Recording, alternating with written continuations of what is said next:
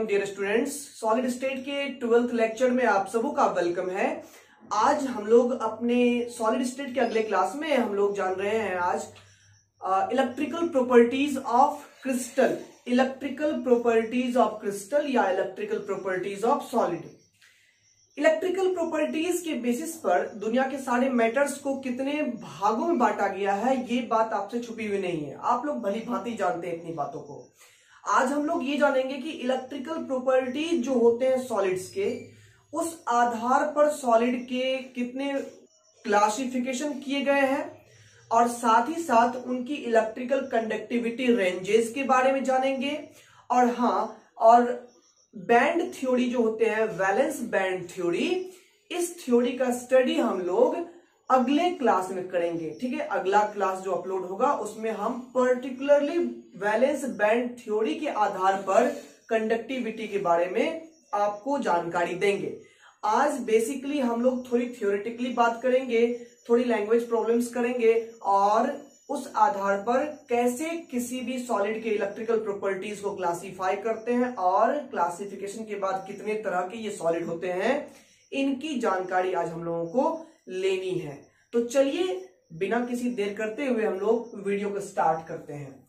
तो electrical properties के बारे में आप लोग जानते हैं। इलेक्ट्रिकल प्रॉपर्टीज क्या होता है कि किसी भी सॉलिड या किसी भी लिक्विड या किसी भी गैस, यानी कि कोई भी मैटर हो दुनिया का, उसके अंदर से इलेक्ट्रिक करंट फ्लो हो रही है कि नहीं हो रही है। दैट मीन्स आप अगर ऐसा कोई वायर या कोई सब्सटेंस लाते हो, इस छोर पर आप इलेक्ट्रिक करंट यहां पर डाल देते हो, तो क्या करंट यहां तक रीच कर पाता है, यानी कि यहां से अगर इनपुट है करंट का तो आउटपुट यहां पर मिलता है कि नहीं मिलता है। इस चीज को हम इलेक्ट्रिकल प्रॉपर्टीज के द्वारा समझते हैं।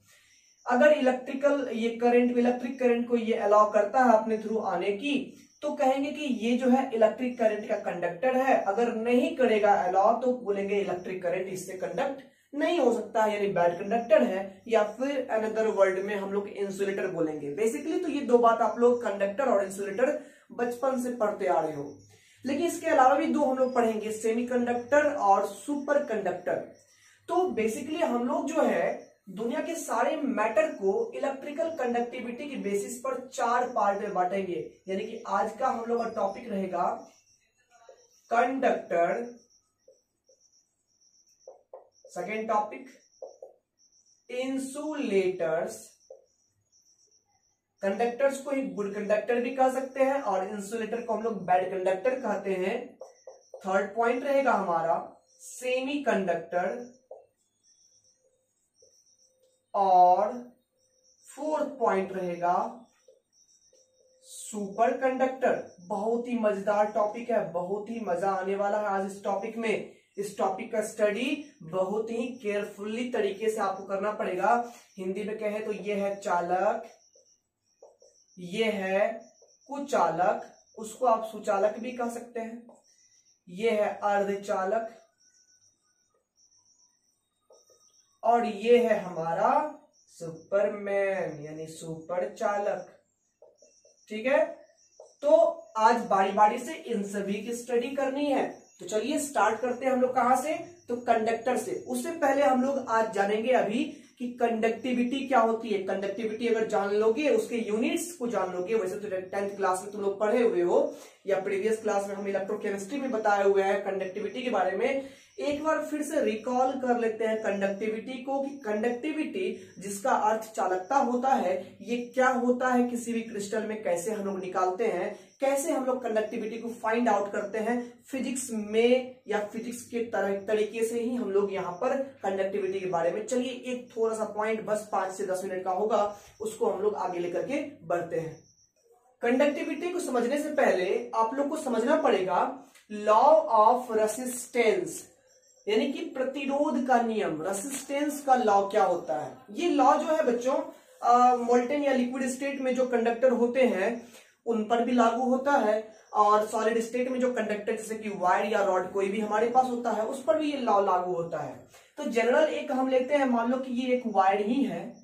वायर में दो बातें होती है, एक तो जितने दूर इलेक्ट्रॉन ने फ्लो करना है वो लेंथ होता है, एक फिजिकल डायमेंशन में कौन आ गया, लेंथ आ गया। और दूसरा क्या है, तो जितने एरिया से इलेक्ट्रॉन को गुजरना है, अंदर में जितने एरिया को कवर करते हुए इलेक्ट्रॉन्स को आगे बढ़ना है, that is called cross sectional area. कितना हो गया यहां पर, ए मान लेते हैं इस चीज को, ठीक है, ये एरिया ए हो गया। ओके, ध्यान दें यहां पर ये लेंथ मीटर सेंटीमीटर कुछ में भी हो सकता है, ये एरिया भी मीटर स्क्वायर सेंटीमीटर स्क्वायर किसी में भी दिया हुआ रह सकता है। तो बच्चों ये रेसिस्टेंस का लॉ क्या कहता है कि किसी भी वायर का जो रेसिस्टेंस होता है या किसी भी मेटल का जो रेसिस्टेंस होता है यानी प्रतिरोध होता है, वो उस तार के लंबाई का डायरेक्टली प्रोपोर्शनल यानी कि समानुपाती होता है। Okay, it is first term, first हो गया। अगर टेम्परेचर कांस्टेंट रहे तो एट कांस्टेंट टेम्परेचर की बात हो रही है, टेम्परेचर बढ़ाओगे तो रेसिस्टेंस में फर्क आ जाएगा। रेसिस्टेंस में किस प्रकार का फर्क आएगा तो वो आप लोग अलग अलग हम लोग बातें करेंगे।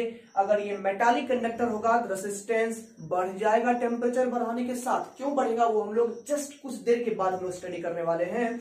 और वही अगर इलेक्ट्रोलाइटिक कंडक्टर होगा तो रेसिस्टेंस जो है उसका घट जाएगा यानी कंडक्टिविटी बढ़ जाएगी। कैसे, तो ये हम लोग जस्ट कुछ देर में सीखेंगे।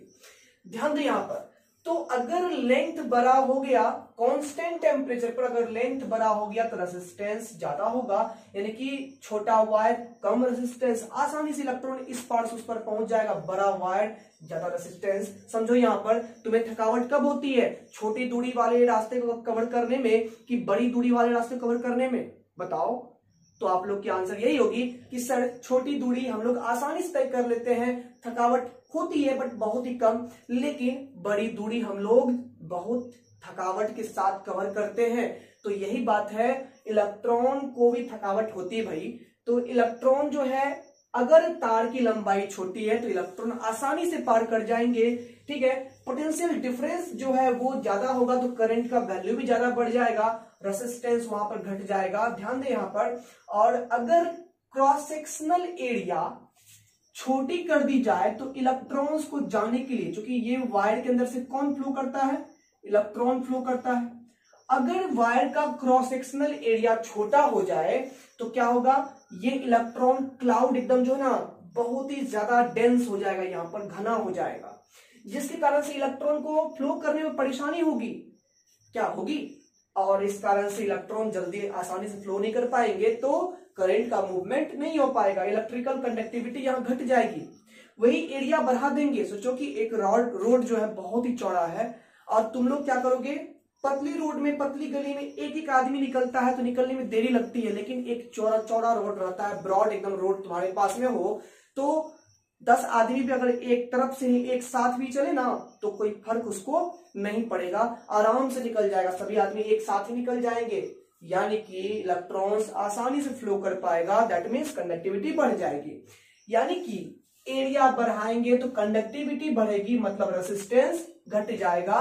That means resistance is inversely proportional to the cross sectional area at constant temperature. ठीक है, ये सभी बातें कब हो रही है, तो एट कांस्टेंट टेम्परेचर पर। समझ में आ गया। अब ध्यान दें यहां पर कि दोनों इक्वेशन को जब हम लोग मिला देंगे, from equation 1 and 2 we will get R proportional to L into 1 by, that means L by A।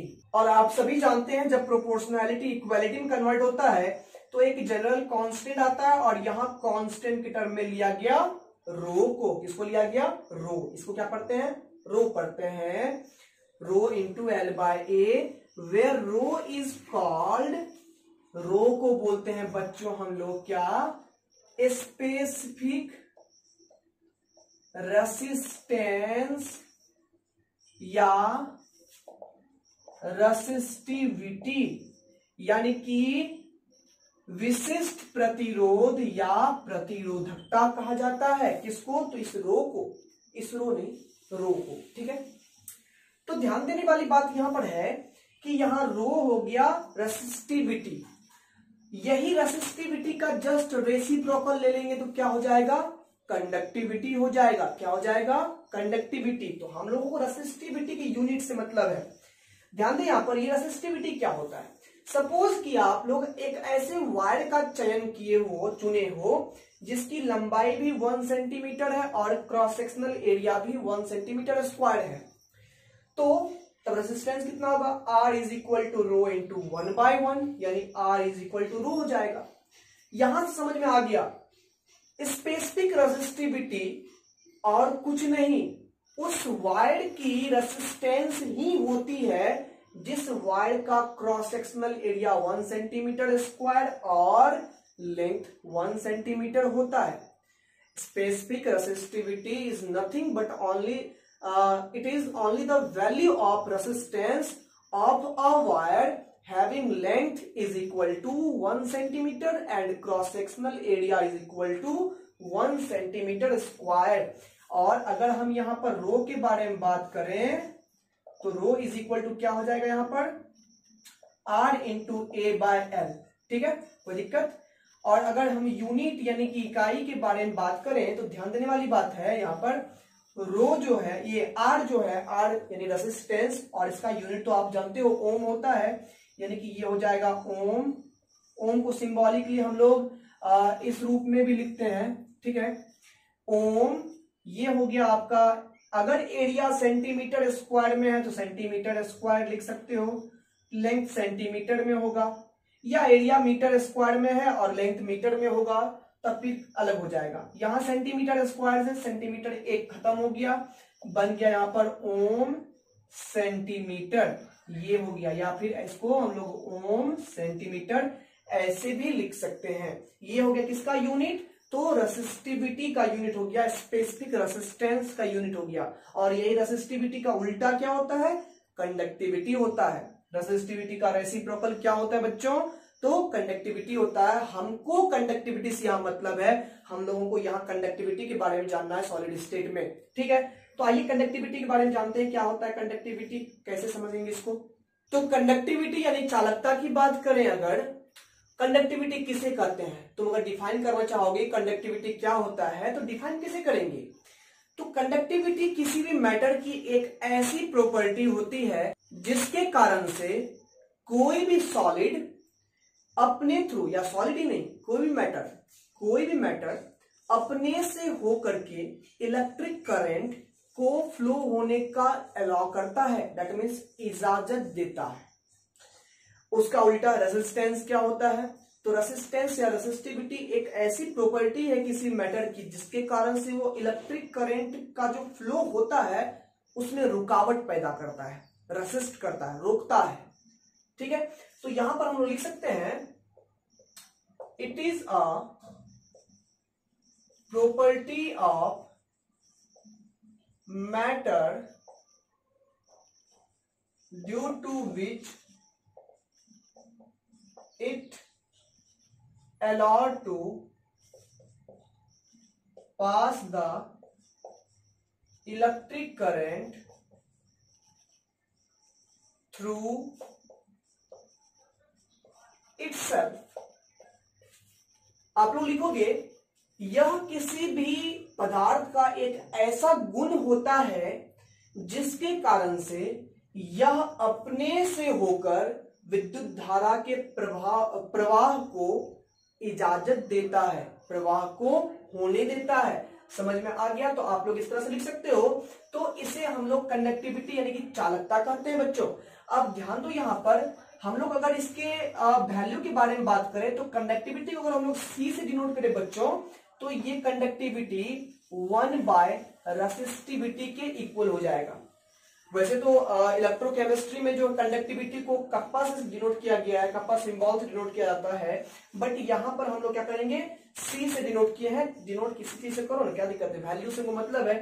Conductivity is equal to क्या हो गया, 1/रेसिस्टिविटी हो गया, यानी कि ये उसका रेसिप्रोकल होता है। मैथमेटिकल टर्म में ये इसका क्या होता है, रेसिप्रोकल होता है। और यहां से अगर हम यूनिट के बारे में बात करें, कंडक्टिविटी के यूनिट के बारे में बात करें, तो यूनिट क्या हो जाएगा इसका, तो हम लोग जानते हैं इसका रेसिस्टिविटी का यूनिट होता है बच्चों ओम, सेंटीमीटर होता है।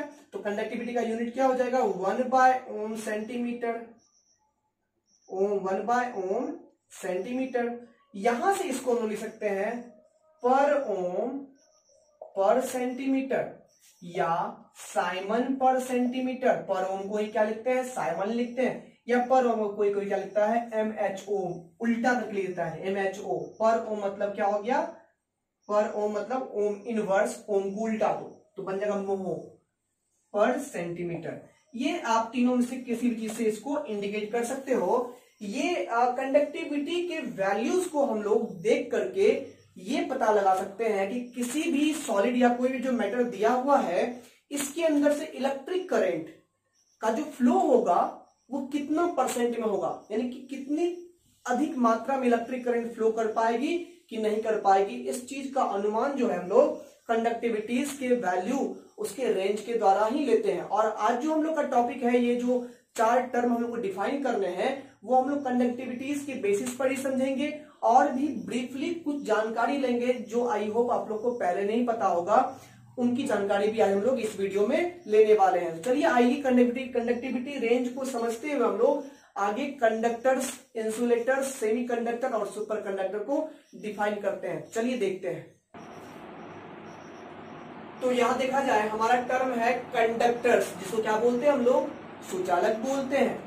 सबसे पहली बात यहां पर देख लो कि कंडक्टर्स क्या होता है। तो कंडक्टर वो सब्सटेंस होते हैं जो इलेक्ट्रिक करंट को फ्लो होने की इजाजत देते हैं। ठीक है, लिखना है यहां पर दीज आर दोज सबस्टांसेस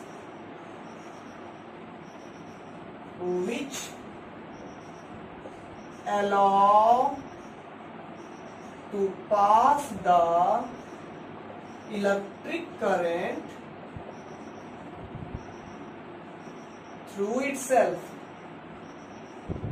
यानी कि ये ऐसे सब्सटेंस होते हैं, ये वैसे पदार्थ होते हैं जो अपने से होकर के विद्युत धारा को प्रवाह करने की इजाजत देते हैं। ठीक है, इन्हें हम लोग क्या बोलते हैं, कंडक्टर बोलते हैं। वास्तविकता क्या होता है ये देखते हैं। जैसे कि हमारे पास एक वायर है, ये वायर में पहले से होते हैं इलेक्ट्रॉन। ठीक है, कंडक्टर केवल इलेक्ट्रॉन से नहीं होता, हम लोग देखेंगे अभी, और इलेक्ट्रॉन्स होते हैं और भी कुछ चीज होते हैं। क्या होते हैं तो आप लोग पढ़े हैं कि ये वायर न्यूट्रल इसीलिए है क्योंकि इसमें पॉजिटिव चार्ज भी है, जिसको पॉजिटिव होल बोलते हैं, या जिसको फिजिक्स में पढ़े होंगे कर्नल्स भी बोलते हैं। क्या बोलते हैं, कर्नल कहा जाता है। कर्नल मतलब पॉजिटिव होल, और एक क्या होते हैं हमारे पास, फ्री इलेक्ट्रॉन होते हैं। कर्नल भी होता है और फ्री इलेक्ट्रॉन भी होता है।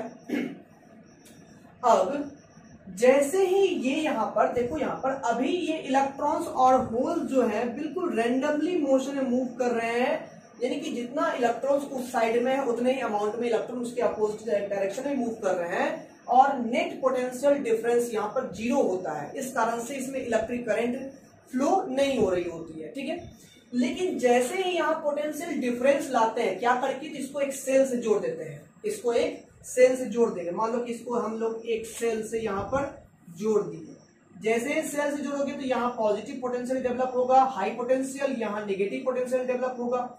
तो यहां से इलेक्ट्रिक करंट सेल से, देखो सेल में हाई पोटेंशियल से लो पोटेंशियल करंट डेवलप होना शुरू हुआ, यहां से करंट आना शुरू हो गया, और करंट जैसे यहां पर आएगा भाई, इलेक्ट्रॉन्स को यहां पर से प्रेशर मिलेगी, ये क्लाउड ऑफ इलेक्ट्रॉन्स है इलेक्ट्रिक करंट, प्रेशर मिलेगी, यहाँ हाई, यहाँ जो है ना, इसमें क्या होगा, इधर ज्यादा इलेक्ट्रॉन जाएगा, उधर कम इलेक्ट्रॉन, तो इलेक्ट्रॉन्स फ्लो करना शुरू कर देगा, उस साइड करेगा, और इलेक्ट्रॉन उस साइड फ्लो करेगा तो इलेक्ट्रिक करंट इसमें किधर फ्लो करेगा, इसके अपोजिट, यानी कि पॉजिटिव टू नेगेटिव टर्मिनल में इलेक्ट्रिक करंट फ्लो करेगा। दैट मीन्स ये हो गया यहाँ पर कि जब पोटेंशियल डिफरेंस जो है डेवलप किया गया सेल को जोड़ करके, उसके बाद इसमें से इलेक्ट्रिक करंट फ्लो होना शुरू हो गया। लेकिन क्या अगर ये इलेक्ट्रॉन नहीं होता तो क्या ये इलेक्ट्रिक करंट फ्लो करता? बिल्कुल भी नहीं करता। ठीक है, एक कंडीशन और है जब ये कर सकता था, वो कंडीशन क्या है, चलिए देखते हैं। यहां पर इसके लिए जानना पड़ेगा हम लोगों को कि कंडक्टर के कितने प्रकार होते हैं। डेफिनेशन लिख लिए हैं, चलिए आते हैं हम लोग इसके टाइप में। अगर हम टाइप्स के बारे में बात करें, कंडक्टर के टाइप के बारे में बात करें, तो लिखना है देयर आर 2 टाइप्स। ध्यान दो, यहां पर एक होता है मेटालिक कंडक्टर, मेटालिक कंडक्टर और एक होता है इलेक्ट्रोलाइटिक कंडक्टर। शायद इसके बारे में आप लोग इलेक्ट्रोलाइसिस या इलेक्ट्रोकेमिस्ट्री में पढ़े होंगे। ठीक है, इसका वीडियो डिस्क्रिप्शन में डाला हुआ है, लिंक देख लीजिएगा। क्या होता है इलेक्ट्रोलाइटिक कंडक्टर्स, क्या होते हैं, इनके कितने टाइप्स होते हैं, तो वो समझ में आप लोगों को आ जाएगा। ठीक है ना। तो कंडक्टर्स के जो होते हैं वो दो टाइप होते हैं, मेटालिक कंडक्टर और इलेक्ट्रोलाइटिक कंडक्टर। ठीक है, दोनों में क्या डिफरेंस होता है, क्या सिमिलैरिटीज होती है, उस पर गौर से विचार करिएगा। पहली बात यहां पर यह है कि इसमें जो मूवमेंट होता है इलेक्ट्रॉन को, चलिए इसको हम लोग अलग से लिखते हैं, यहां पर स्पेस नहीं बच रहा है।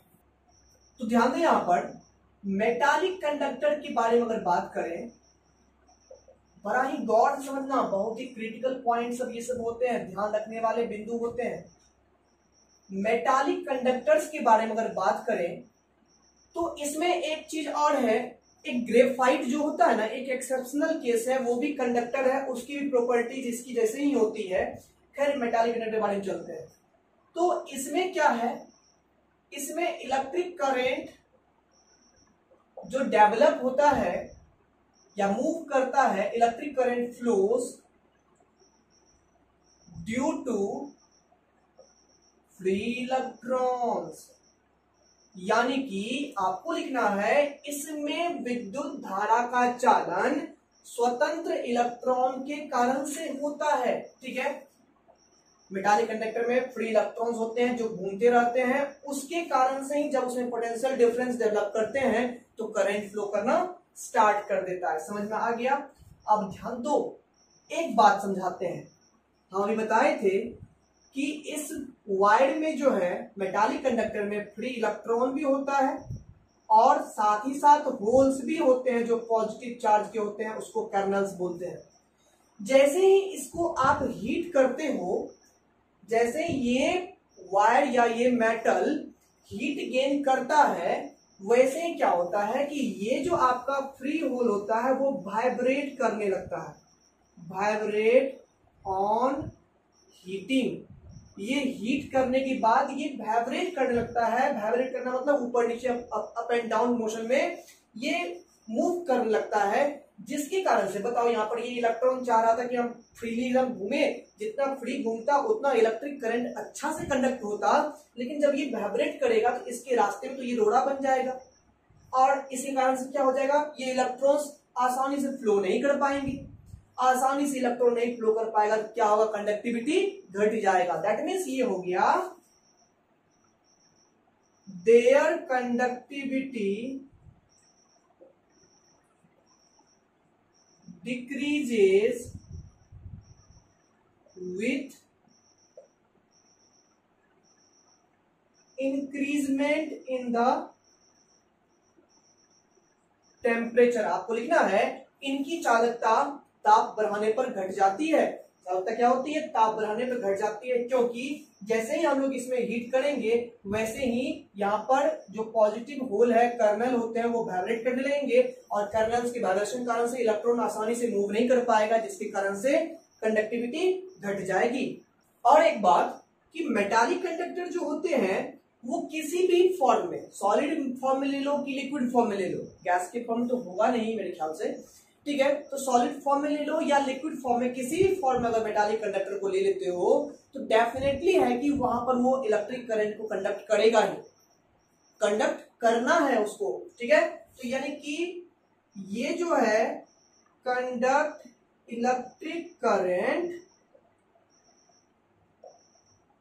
इन एनी स्टेट, किसी भी स्टेट में ये इलेक्ट्रिक करंट को कंडक्ट करेंगे। स्टेट का अर्थ क्या है यहाँ पर, सॉलिड या लिक्विड, यानी कि ये किसी भी अवस्था में विद्युत धारा का चालन कर सकते हैं। लेकिन अब क्या होता है, इलेक्ट्रोलाइटिक कंडक्टर जब लिखोगे तो उसमें क्या समझोगे, तो इलेक्ट्रोलाइटिक कंडक्टर जस्ट लाइक पानी में तुम NaCl नमक को डाल दो, वो हो गया इलेक्ट्रोलाइटिक कंडक्टर, क्योंकि अब उसमें भी इलेक्ट्रिक करंट फ्लो होना शुरू हो जाएगा। सवाल आया क्यों, क्योंकि वहां पर जो है आयंस है, क्या है, आयंस है। जब सोडियम क्लोराइड को तुम लोग घुला दोगे तो उसमें सोडियम आयन और क्लोराइड आयन घुल जाएगा, वो अलग अलग हो जाएगा, आयंस टूट जाएंगे। हाँ, आयन के बीच में फोर्स काम करेगा, इलेक्ट्रोस्टैटिक फोर्स काम करेगा, जिसके कारण से वो बाउंडेड रहेंगे, बट जितना लूजली पैक्ड रहेगा आयन उतना तेजी से वो मूव करेगा। और जब आयन मूव करते हैं तो वो इलेक्ट्रिक करंट वहां पर ट्रांसपोर्ट करते हैं, अपने ऊपर इलेक्ट्रिक करंट को बैठा करके वो मूव करते रहते हैं। दैट मीन्स ये हो जाएगा कि इलेक्ट्रोलाइटिक कंडक्टर्स में electric current flows due to movement of ions, mobility of ions. Ions की मोबिलिटी के आधार पर उसमें इलेक्ट्रिक करंट फ्लो करता है। और उसमें क्या होता है कि टेम्परेचर बढ़ाओगे तो कंडक्टिविटी इंक्रीज कर जाता है। ये हुआ ना अंतर, यही है अंतर इलेक्ट्रोलाइटिक कंडक्टर और मेटालिक कंडक्टर के बीच में, कि मेटालिक कंडक्टर में कंडक्टिविटी डिक्रीज करता है टेम्परेचर बढ़ाने पर, लेकिन इलेक्ट्रोलाइटिक कंडक्टर में टेम्परेचर बढ़ाओगे तो कंडक्टिविटी भी इंक्रीज कर जाती है। क्यों? क्योंकि जो हम लोग एक्वस सॉल्यूशन नमक का बनाए हुए हैं, जैसे हीट करोगे, हीट करने से ना दोनों आयन के बीच में जो फोर्स पे इंटरेक्शन है वो फोर्स घट जाता है, जिसके कारण से आयंस की मोबिलिटी बढ़ जाती है।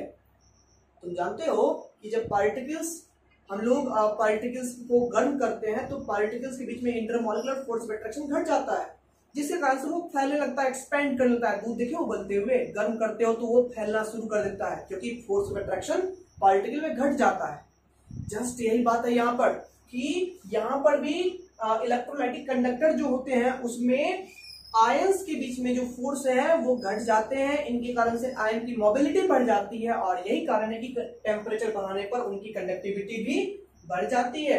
लेकिन जो यहाँ पर हमारे पास इलेक्ट्रोलाइटिक कंडक्टर होते हैं बच्चों, वो सारे स्टेट में, सॉलिड स्टेट की पर्सनली अगर बात करें, सॉलिड स्टेट में कंडक्टिविटी नहीं शो करता है, क्योंकि सॉलिड स्टेट में उनके आयंस बॉन्डेड होते हैं। क्या नमक NaCl सॉलिड स्टेट में कंडक्टर होता है? आप पढ़े हो प्रीवियस लेक्चर में, नहीं होता है। क्यों नहीं होता? क्योंकि आयनिक सॉलिड के आयन सॉलिड स्टेट में बहुत ही अच्छे फोर्स से, मजबूत फोर्स से बंधे हुए रहते हैं, वो मूव नहीं कर पाते हैं।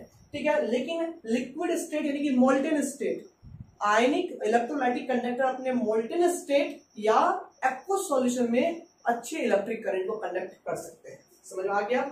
ये सॉलिड या मोल्टेन हम लिए हुए हैं, लिक्विड यहाँ पर लिखे हैं, लिक्विड से अर्थ यहाँ पर लेना है मोल्टेन, यानी कि मेटल जो पिघला हुआ रहेगा उस स्टेट में भी कंडक्ट करेगा इलेक्ट्रिसिटी का।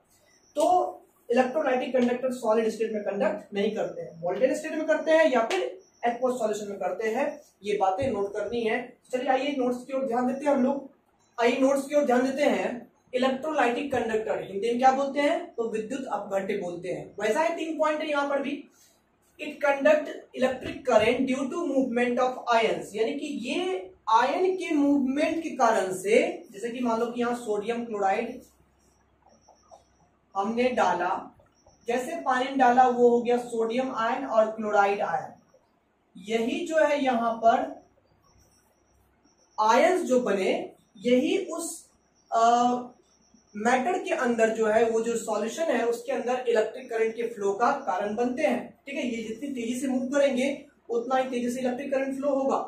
शुरुआत में तो ये इनके भी पोटेंशियल एकदम डिफरेंस 0 होते हैं, लेकिन जब सेल से कनेक्ट कर दोगे तो इसके भी पोटेंशियल डिफरेंस बन जाते हैं, जिसके कारण से ये कंडक्ट करना शुरू कर देता है। ठीक है, conductivity increases with increase in temperature. यहां पर आप लोग लिखोगे, इसका हिंदी में अगर लिखना चाहोगे तो ये आयनों की गति के कारण विद्युत धारा का चालन करते हैं। समझ में आ गया? लिख लोगे। यहां पर क्या है? Conductivity increases with increase in temperature. ताप बढ़ाने पर चालकता बढ़ जाती है। सवाल है कैसे? कैसे? तो बता भी तो तुमको कि इसमें क्या है, ये इलेक्ट्रोस्टैटिक फोर्स से बॉन्डेड होते हैं, और जब ताप बढ़ाओगे, हीट बढ़ाओगे, तो ये इलेक्ट्रोस्टैटिक फोर्स घट जाता है। आयंस में बॉन्डेशन इंटरेक्शन खत्म हो जाती है, यानी खत्म नहीं होती है, मतलब लो हो जाती है, जिसके कारण से ये तेजी से मूव करने लगते हैं, मोबिलिटी बढ़ जाती है, और यही कारण है कि इनकी कंडक्टिविटी भी बढ़ जाती है। अगर हम बात करें यहाँ पर conductors conduct electric current in aqueous solution और इन मोल्टेन स्टेट ओनली, यानी कि इनके केवल जलीय विलयन या पिघलित अवस्था, गलित अवस्था ही विद्युत धारा का चालन करते हैं। ठोस अवस्था नहीं करता है, क्योंकि ठोस में ये आयन से बंधे हुए रहते हैं, मूव नहीं कर पाएंगे। एक्वस सॉल्यूशन या मोल्टेन स्टेट ही कंडक्ट कर पाएगा इलेक्ट्रिक करंट को। तो समझ में आ गया कंडक्टर्स के 2 टाइप के बारे में। अब कंडक्टर की कंडक्टिविटी रेंज को जान लो। तो कंडक्टर्स का जो कंडक्टिविटी रेंज होता है, जनरल, ये जनरल बात लिख रहे हैं यहाँ पर, ये किसी के लिए नहीं है, ये इलेक्ट्रोलाइटिक के लिए भी हो सकता है, मेटालिक के लिए भी हो सकता है। तो कोई भी कंडक्टर हो, कंडक्टर का जो कंडक्टिविटी रेंज है, कंडक्टिविटी रेंज यानी चालकता परास जो यहाँ पर हम ले रहे हैं, कंडक्टिविटी रेंज, ये जो है 10⁻³ से ऊपर, 10⁻³ साइमन पर सेंटीमीटर से ऊपर, और यानी कि इससे जो है ना बड़ा होता है कौन चीज, कंडक्टिविटी ऑफ कंडक्टर, ठीक है। और 10⁸ तक मैक्सिमम हो सकता है, अगर 8 तक हुआ तो बहुत ही अच्छी बात है, जिसमें कि 10⁶ साइमन पर सेंटीमीटर जो होता है वो सिल्वर का होता है। सिल्वर का कंडक्टिविटी ऑर्डर जो होता है वो 10⁶ साइमन पर सेंटीमीटर होता है, तो हम लोग उसको बेस्ट कंडक्टर बोलते हैं, ठीक है। खैर उससे भी अधिक कंडक्टिविटी हो सकती है, but silver is the best conductor, क्योंकि कंडक्टिविटी रेंज बहुत ही अधिक है, 10 लाख है, और 1000 से 10 लाख, 10 लाख सिल्वर की हो गई, यहां पर जो लिया गया वो 10 करोड़ लिया गया है, यानी इस रेंज के अंदर में जो कंडक्टिविटी होती है वो कंडक्टर की होती है। इससे कम जाएगा तो सेमीकंडक्टर, उसका भी एक रेंज, उससे कम हो जाएगा तो पैड कंडक्टर। समझ में आ गया ना, ठीक है। कंडक्टिविटी रेंज को यहां से नोट कर लिया जाए। अब हम लोग चलते हैं किस पर, तो इंसुलेटर पर। जरा वक्त नहीं लगेगा इंसुलेटर में, क्योंकि इंसुलेटर तो भाई लावाड़ी से। अगर इंसुलेटर की बात करें तो इनकी कंडक्टिविटी जो रेंज होती है, कंडक्टिविटी रेंज, वो रेंज जो होती है वो 10⁻⁻8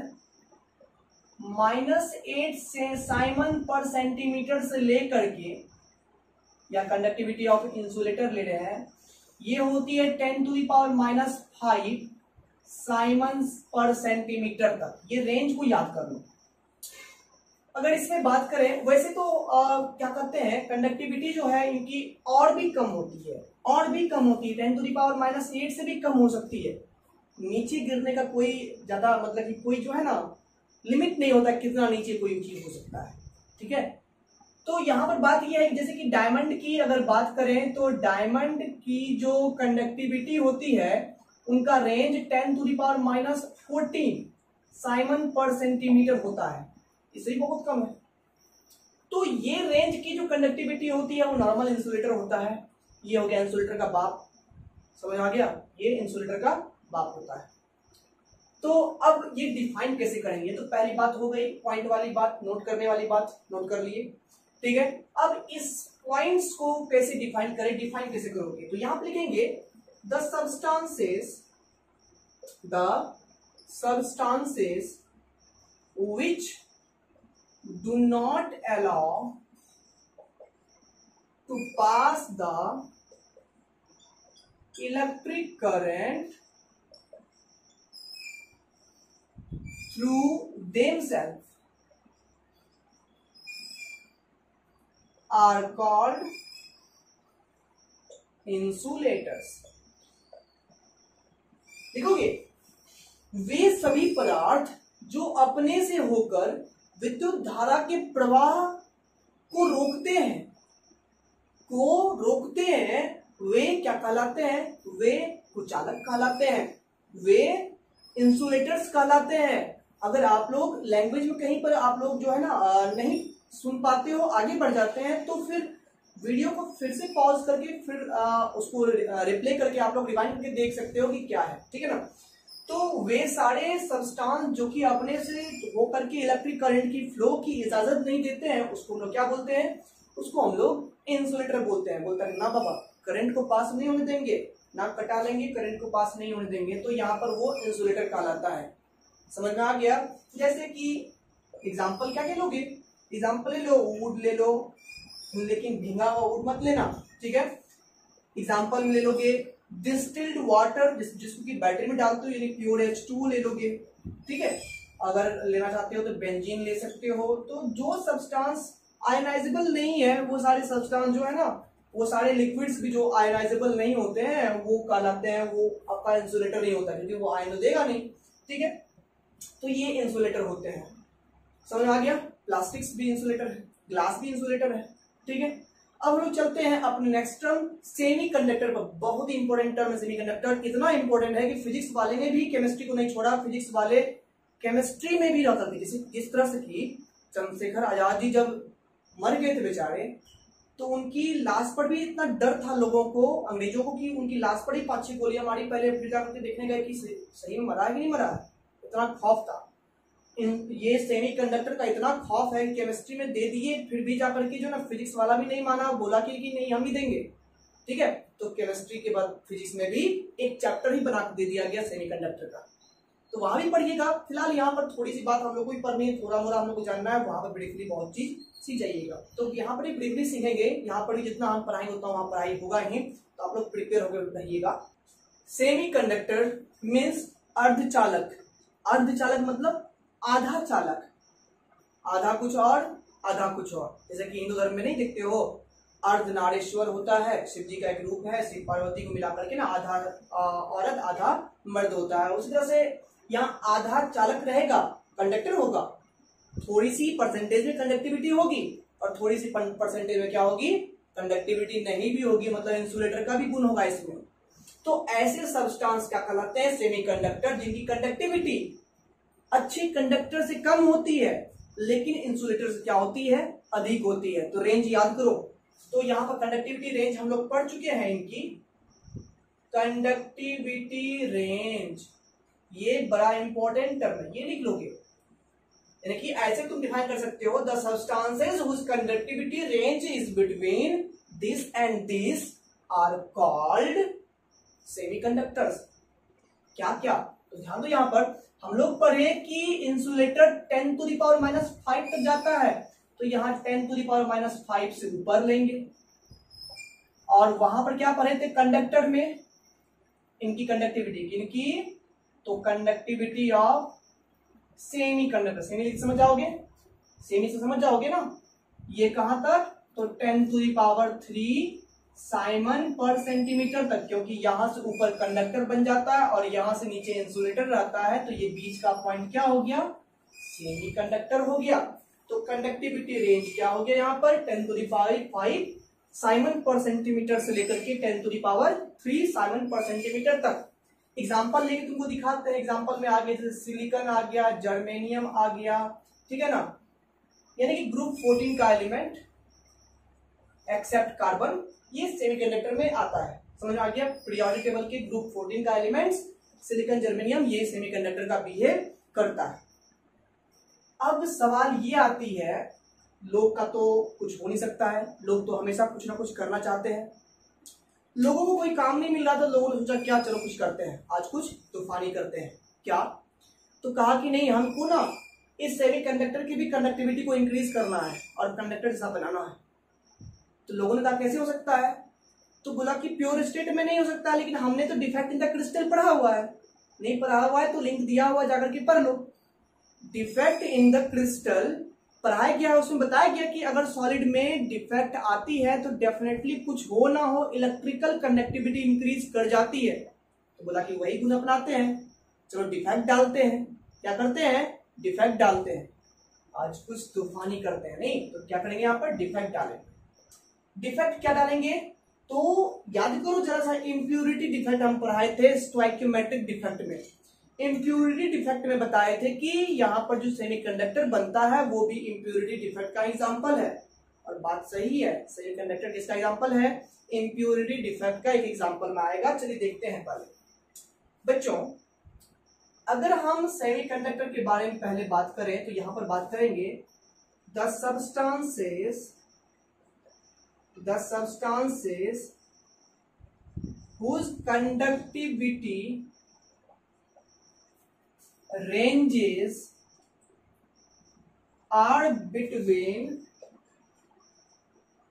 conductors and insulators are called semiconductors। वे पदार्थ जिनकी चालकता चालक में सुचालक तथा कुचालक के बीच होती है उनको हम लोग अर्धचालक बोलते हैं। बच्चों, सेमीकंडक्टर जो है ना मेनली दो तरह के होते हैं। एक होते हैं जो कि वो पैदाइशी होते हैं, दैट मीन्स कंडक्टिविटी कम होती है, जो इसका डेफिनेशन कहता है उसको बोलते हैं बच्चों प्योर सेमीकंडक्टर। क्या बोलते हैं? प्योर या इंट्रिंसिक, दोनों ही बात कह सकते हो। सेमीकंडक्टर प्योर या इंट्रिंसिक सेमीकंडक्टर कहलाता है जब तक उसमें कोई डिफेक्ट नहीं डाला गया है, यानी कंडक्टिविटी एग्जिस्ट कर रही है इंसुलेटर से थोड़ा सा अधिक, कंडक्टर से कम, ठीक है।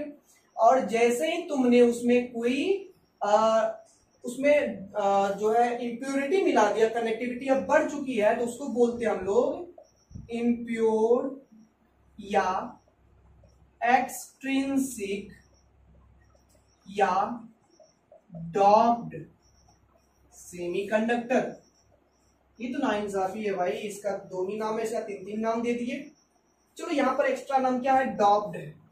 बच्चों डॉपिंग जो है ना एक प्रोसेस होता है, एक प्रक्रिया होता है जो कि किससे कहते हैं? तो हम लोग प्योर कंडक्टर सेमीकंडक्टर में जो इम्प्योरिटी मिलाते हैं उस प्रोसेस को डॉपिंग कहते हैं। वो जो सब्सटेंस बाहर से मिलाते हैं हम लोग जो कि इम्प्योरिटी के रूप में आता है उसे हम लोग बोलते हैं डोपेंट, और इसीलिए इसको बोलते हैं डॉप्ड सेमीकंडक्टर। तो ये दोनों पॉइंट्स लिख लीजिए। आइए देखते हैं हम लोग बारी बारी से दोनों सेमीकंडक्टर को पहचानते हैं। खैर इसको आप पहचान रहे हैं कि जो ओरिजिनल सेमीकंडक्टर है वो प्योर और इंट्रिंसिक सेमीकंडक्टर है, जिसकी कंडक्टिविटी लो होती है। अब चलिए आइए सीखते हैं हम लोग एक्सट्रिंसिक या इम्प्योर या डॉप्ड सेमीकंडक्टर क्या होता है। आइए हम लोग बात करते हैं एक्सट्रिंसिक सेमीकंडक्टर के बारे में। इसको आप लोग अशुद्ध अर्धचालक भी बोलते हो, ठीक है। ये क्या होता है? तो बच्चों जब एक प्योर सेमीकंडक्टर में बाहर से कुछ इम्प्योरिटी मिला दी जाती है तो उससे बनता है एक्सट्रिंसिक सेमीकंडक्टर, ठीक है। डिफाइन करना कोई जरूरी नहीं है, डेफिनेशन एकदम बराबर बनाना कोई जरूरी नहीं है, ठीक है ना। यहां पर देखो ये बनता कैसे, जरूरी है बनना कैसे है इसको। तो हम जानते हैं कि ग्रुप 14 के एलिमेंट होते हैं सिलिकॉन, जर्मेनियम, जो कि प्योर सेमीकंडक्टर के एग्जांपल में आते हैं। अब अगर इसमें ग्रुप 13 का एलिमेंट अगर हम लोग जैसे कि बोरॉन हो गया, ठीक है ना, या फिर ग्रुप 15 बोरॉन भी हो गया, एल्युमिनियम भी है यहाँ पर। ग्रुप 15 में ले लेते हैं हम लोग किसको? एक तो यहाँ पर ले लेते हैं फास्फोरस को। खैर ये नीचे होता है, बोरॉन थोड़ा सा ऊपर होता है, तो कोई बात नहीं, हम लोग ग्रुप से मतलब है। एक्चुअली इनकी वैलेंसी होती है 3, तो ये ट्रावैलेंट हो गया, टेट्रावैलेंट, और ये क्या है? पेंटावैलेंट। वैलेंसी कितनी है उसकी? 5 है, ठीक है। होता क्या है ध्यान दो यहाँ पर, ये भाई साहब यहाँ पर सिलिकॉन का एग्जांपल ले लेते हैं हम, ठीक है। ये देखो गौर से, सिलिकॉन यहाँ पर उसके 4 वैलेंसी है। सिलिकॉन एक कोवैलेंट एंड नेटवर्क सॉलिड का भी एग्जांपल है, जिसकी स्टडी आप लोग बहुत पहले कर चुके हैं सॉलिड स्टेट में। तो ये हमारा जो पिक्चर बन रहा है वो सिलिकॉन का बन रहा है, जिसमें कि दिखाया गया है कि सिलिकॉन एक कोवैलेंट एंड नेटवर्क सॉलिड है, ठीक है। इस तरह से आगे होगा, ठीक है। ये एक प्योर क्रिस्टल है, ये एक प्योर सेमीकंडक्टर है, ठीक है। अब ध्यान दो, यहां पर हम एक ही फिगर में 2 काम करेंगे, तुमको बारी बारी से लिखनी है। अब देखो सोचो जरा सा कि हम लोग क्या करते हैं कि इस प्योर सेमीकंडक्टर में बोरॉन या एल्युमिनियम किसी एक इम्प्योरिटी को डाल देते हैं। बोरॉन को डाल दे सपोज हमने, ठीक है। तो बोरॉन की वैलेंसी होती है 3, जबकि सिलिकॉन यहां पर कितने बॉन्ड लेके आ रहा है? 4। सिलिकॉन बोल रहा है कि हम तो 4 आएंगे भाई, हम तो 4 आना ही हमको। लेकिन बोरॉन के घर में जब सिलिकॉन का परिवार आया तो बोरॉन के पास खातिरदारी के लिए मात्र 3 इलेक्ट्रॉन था। तो सिलिकॉन को गुस्सा आ गया। सिलिकॉन बोला कि मेरे पास इलेक्ट्रॉन ज्यादा था, तुम्हारे पास इलेक्ट्रॉन कम हो गया। तो बोरॉन की वैलेंस में बच्चों क्या हो गया? एक इलेक्ट्रॉन की कमी हो गई, और इलेक्ट्रॉन की कमी से क्रिएट होता है होल, जिसको बोलते हैं कर्नल। क्या बोलते हैं? कर्नल बोलते हैं। यही होल यहाँ पर चार्ज डेवलप कर दिया, और चार्ज होल मैंने पॉजिटिव चार्ज, ये पॉजिटिव चार्ज यहाँ पर अब इसके डेवलपमेंट के कारण से कंडक्टिविटी क्या हो जाएगी? बढ़ जाएगी। चार्ज का इवॉल्व हो गया, कहानी खत्म, कंडक्टिविटी बढ़ गई।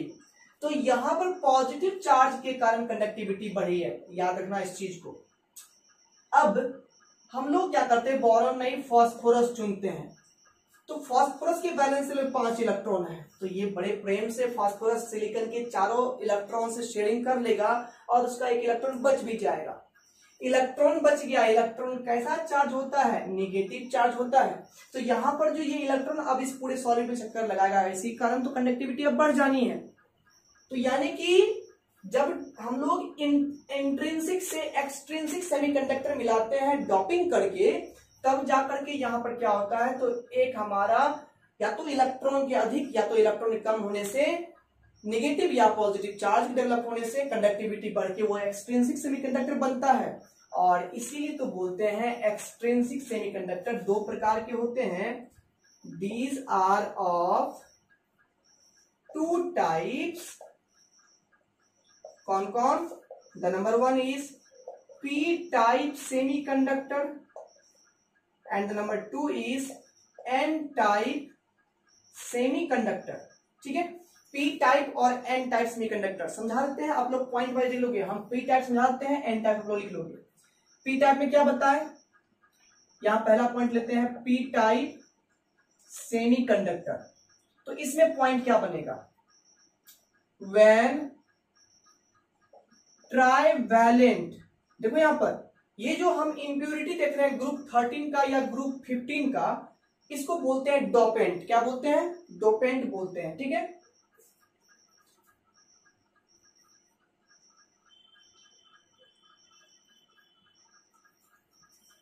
और यहां पर जो इसके मिलाने की जो प्रोसेस है उसको डोपिंग बोलते हैं, और इसलिए ये क्या सेमीकंडक्टर डॉप सेमीकंडक्टर कहलाता है। ठीक है, अब देखो यहां पर तो बोलेगा डोपेंट के कितने टाइप होते हैं, तो बोलना 2 टाइप होते हैं, एक ट्राइवैलेंट डोपेंट होता है और एक पेंटावैलेंट डोपेंट होता है। समझ में आ गया ना। तो when trivalent dopant is mixed in pure semiconductor then P type semiconductor is obtained. पहला बात तो ये जानना जरूरी है, और दूसरा बात जानना क्या जरूरी है कि कंडक्टिविटी का राज क्या है। तो कंडक्टिविटी का राज बताए थे जब बोरॉन यहां मिलाए थे, ये वाला फोटो बना लोगे या स्क्रीनशॉट ले लेना। जब बोरॉन मिलाए थे तो यहां पर क्या हुआ था, फ्री होल जनरेट हुआ था इलेक्ट्रॉन की कमी कारण से। तो इलेक्ट्रिकल कंडक्टिविटी जो इंक्रीज कर रही है, इंक्रीजेस ड्यू टू कर्नल्स या मूवमेंट ऑफ कर्नल्स। ठीक है, तो यहां पर हिंदी में लिखोगे जब ट्राइवैलेंट डोपेंट शुद्ध अर्धचालक में मिलाया जाता है तो पी टाइप अर्धचालक की प्राप्ति होती है, और इसकी विद्युत चालकता कर्नल्स के कारण से बढ़ जाती है। समझ में आ गया। और ये वाला फोटो बना दोगे, स्क्रीनशॉट इसका ले लो।